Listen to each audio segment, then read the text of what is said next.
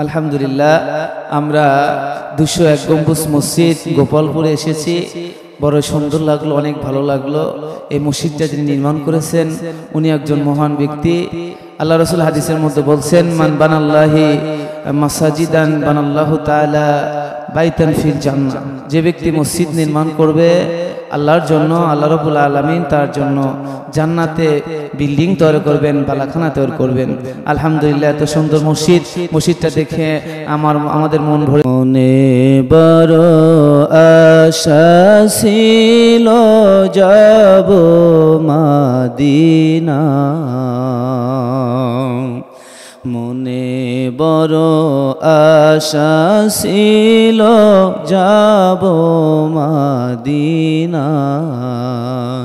সালাম আমি করব গিয়ে, সালাম আমি করব গিয়ে নবীজির রওজায়। মনে বড় আশা ছিল যাব মদিনায়। কাফেলাতে কে যাও তুমি, কে যাও বে তোরি ও ভাই, কে যাও বে তোরি। লওনা আমায় সঙ্গে লওনা, খানি কৃপা করে।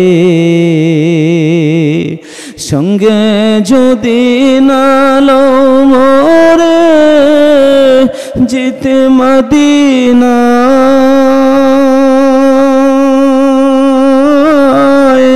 এ গরিবের সালামটুকু পৌঁছায় নবীজির রওজায়।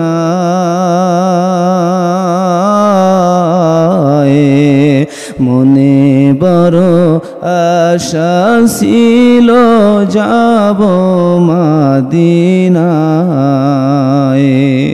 সালাম আমি করব গিয়ে, সালাম আমি করব গিয়ে নবীজির রওজায়।